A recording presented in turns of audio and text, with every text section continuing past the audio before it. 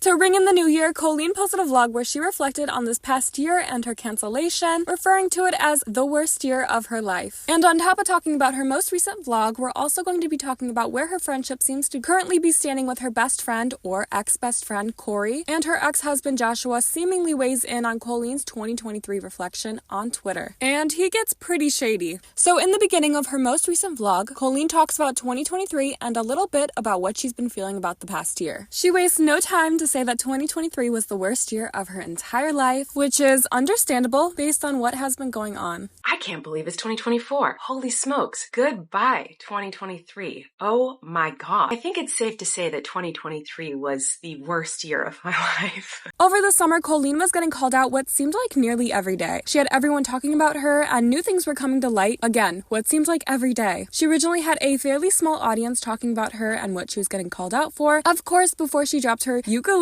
toxic gossip train video, which went viral, and at that point, all eyes were on her. At that point, she was making mainstream media with many major companies writing about her, such as Variety, Rolling Stone, Entertainment Tonight, Insider, Vanity Fair, People Magazine, Washington Post, and so many more. And speaking of the media, Colleen touched on that in her vlog. When talking about some of the things she's learned over this past year, she goes on to say that she's learned a lot about trust, friendships, and the media. But she says the media in a way where she's hinting that she thinks that the media is all built on lies, like she thinks that all the articles written about her with receipts and proof are all lies and should not be trusted. I learned a lot about trust and friendships and the media. And I'm probably never going to believe anything I read or hear in media for the rest of my life.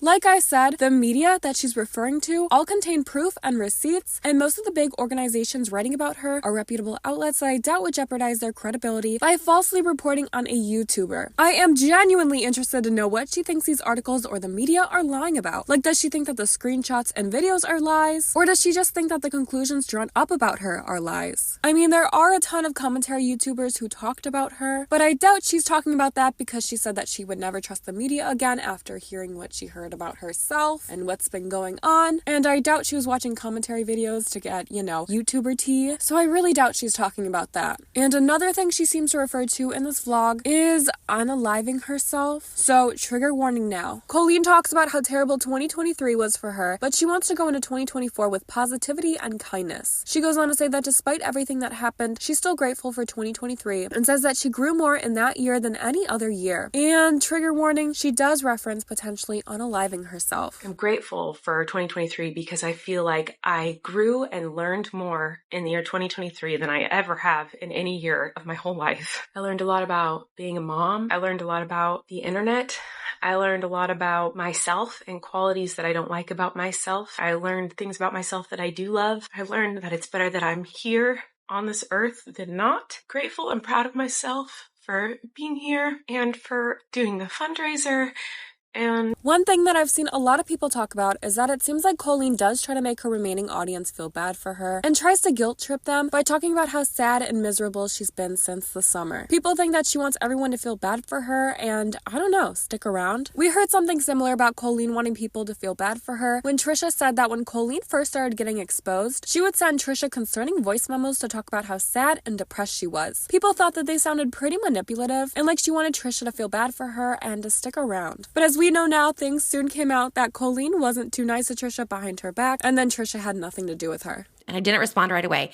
And she kept sending me voice memos like, oh my gosh, did I lose you? Like, are you there? She's like, I don't have anyone and everyone probably hates me. All my friends probably hate me. They believe this stuff, So she's like, everyone, is like not talking to me, whatever. So she's like telling me it's not true. She's telling me all this stuff. And it was constant. It was all throughout the day, every day, just getting voice memos, like so many throughout the night, voice memos all hours of the night saying, she can't eat, doesn't see her kids, and like. She also talks about how this year she made new friends and learned who her real friends are. I made new friends and deepened relationships with friends and learned who really loves me and cares about me. And oh my God, I'm so grateful for those people and that they exist. Because Colleen was getting called out, some of her friends decided to call her out too, like Rosanna Pansino, Joey Graceffa, and Daniel Prada, along with many others. Since coming back to the internet, Colleen hasn't mentioned any of them, not even her best friend Kory. She talked about Kory a lot and even included him in her videos a lot before everything went down. She hasn't mentioned his name whatsoever, and even recently when she did her charity fundraiser live stream, she had the chat heavily moderated, and any comments about Kory got deleted instantly. The reason Adam McIntyre called out Colleen this summer was because Cody brought him into it since she made a video to expose Colleen and Corey after Kory blocked her. So I have seen some people theorize that Colleen could maybe see her getting called out and exposed Kory's fault and blamed him for everything. But then again, Kory's now living in a different state and has been since the summer, so maybe she didn't appreciate him leaving her during a very dark time, and maybe that's why he's no longer her real friend. But a lot of people are wondering where Colleen and Corey stand, especially with no mention of him whatsoever. But it turns out that Colleen has been liking his last few Instagram posts and has even commented on 2 of them. On one photo, she commented, "OMG, this is amazing, I wish I was there." And on another, she commented, "Yes, bring on 2024. And Corey liked both comments, so it wasn't like a one-sided thing. So it seems like they might still be friends, or at least on speaking terms. But Colleen also talks about how despite coming back to the internet by daily vlogging all of December, like she did before she left the internet, Colleen wants to take a bit of a break from it come 2024. It seems like she wants to do more than vlogging and will possibly take on more projects. But I'm going to start vlogging again probably pretty soon. I don't think I'm going to be vlogging every day like I always have. It's just a bit too much, and there's other things that I really want to do in 2024, and so I'm going to need to divide my energy between vlogging and sharing my life with you guys and also trying to do some other new things. It will be interesting what she has in mind for what she wants to do. Maybe this could be as small as her coming back to posting on her main channel, or maybe she'll bring back Miranda Sings or try out touring again. She has talked about how much she misses touring and wants to get back into it in an earlier vlog. But I don't know if that'll ever happen. I don't know.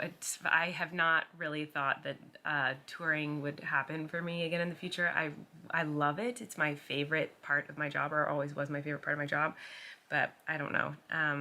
In order to go on tour, people would have to like buy tickets to see the show, and I don't know that that's something that would happen. So, but I'm so grateful for all the time that I got to tour, and if I ever got to tour or perform in any capacity ever again, I would be just elated, so happy. It's my passion, it's my everything. But like, you know, I'm also just trying to be grateful for the experiences that I have had, and you know, look at it that way. So yeah, anyway. But Miranda Sings got her into a lot of trouble along with her skits on stage while touring, so her coming back with Miranda and touring would be a very, very bad idea. Either one doesn't seem like a good idea to bring back, at least anytime soon like this year, even if she does completely revamp them. But she goes on to say that her darkest days of her entire life happened in 2023, and she still saw the beauty in them, which she's grateful for, and she's ready and excited for whatever 2024 throws at her. What I'm trying to say is that there can be beauty in hard times. Darkest days I've ever seen in my life were in 2023,